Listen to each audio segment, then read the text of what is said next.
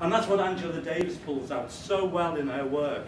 A major challenge for this movement is to do the work that will create more humane, habitable environments for people in prison without bolstering the permanence of the prison system, passionately attending the needs of prisoners, less violent conditions, end to state sexual assault, improved physical and mental health care, greater access to drugs programs, better educational work opportunities, unionisation of prison labour, more connection with families and communities, shorter alternative sentencing. The reformist within us, at the same time as arguing for alternatives to sentencing altogether, not just prisons but to sentencing, no more prison construction, and abolitionist strategies that question the place of prisons in our future, because she argues, as we argue, that prisons are a continuum of violence and a continuum of unsafety, so she argues there is a continuum of alternatives. An abolitionist approach requiring us to imagine a constellation of alternative strategies and institutions, the ultimate aim of removing prison from the social, ideological landscapes of our society, positing decarceration as our overarching strategy, envisioning a continuum of alternatives to imprisonment, demilitarization of schools, revitalization of education at all levels, healthcare system that provides free physical, mental healthcare to all, and a justice system based on reparation and reconciliation rather than retribution and vengeance. Ah, Luke, look what you started. Looking back, going forward. You see, he says, if I look at my own experience, because I live for more or less a century now, I'm 84.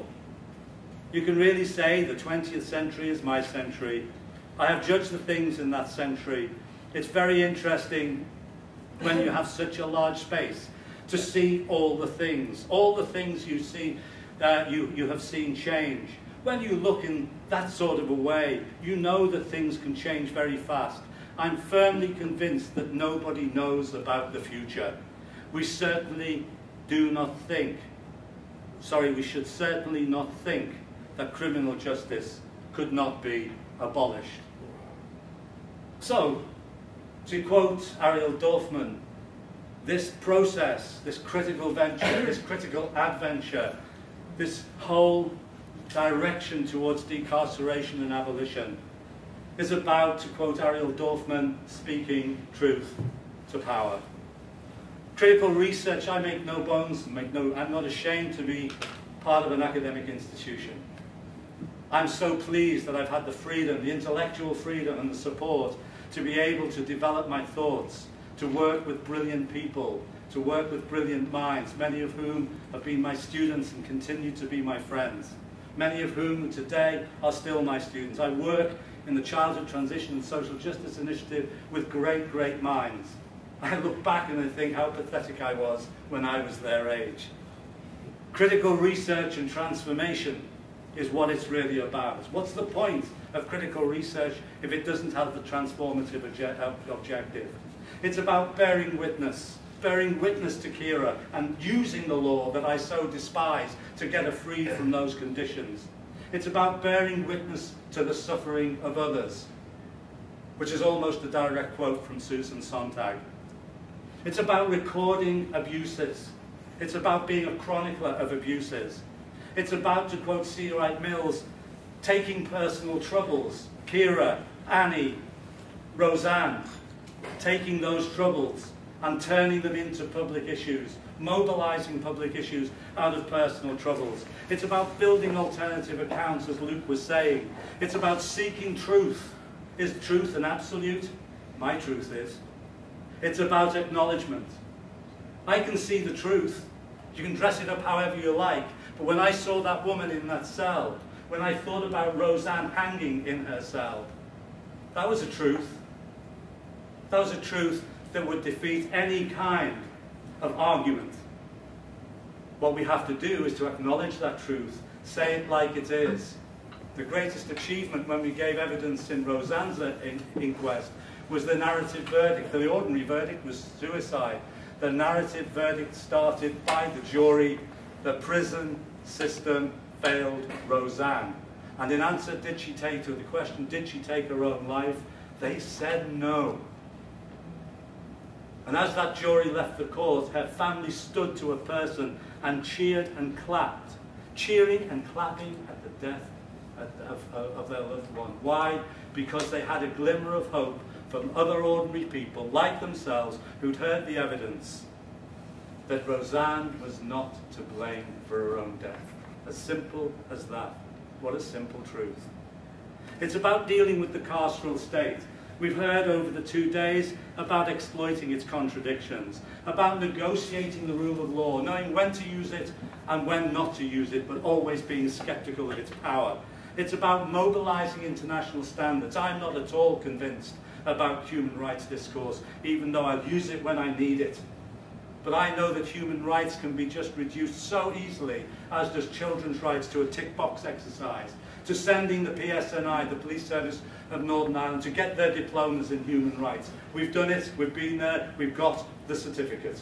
Now we can go on the street and we're human rights compliant.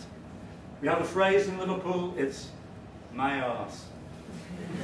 In that situation, it's about building alliances.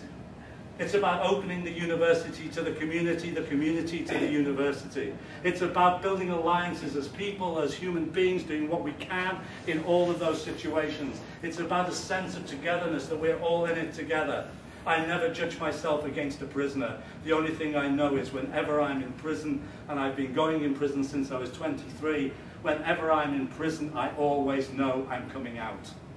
That's what makes me different to those who are inside. Nothing else makes me different. I could be equally occupying that cell in that situation if the brakes hadn't gone the way they had. And so what stops us from building alliances with our fellow human beings? And that brings us straight to the heart of what our whole project is about. First of all, not reformism, but decarceration. We'll never win an abolitionist argument from a standing start.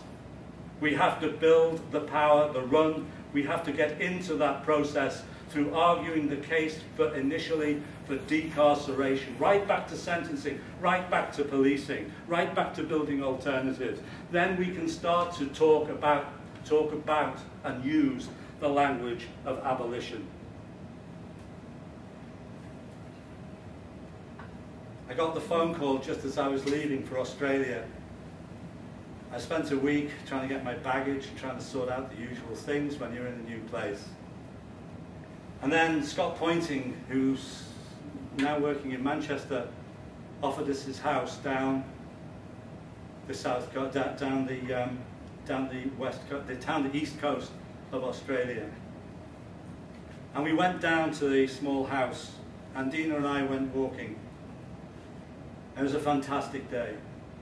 Big sea rolling in, 4 or 5 mile strand, not a person on it, not a footprint, nothing. Just us and the sand and the shells and the odd joey or small kangaroo. I sat down, and I always have in my back pocket a little book, and I usually have a pen. At Berra, where the ocean crashes over solitary 5 mile strand, I'm sure I heard your voice beyond the 32nd wave. Kayakers will tell you that's the one that swells and rises surely and calmly, emerging purposefully with force and passion. Its crest glints sharply with grace and dignity, dancing ashore to move hearts and minds. That was the moment your laugh was with us, pitched as always above the maelstrom, generous and warm, forever Louk, taking hold of the 32nd wave. That's my tribute to a great man.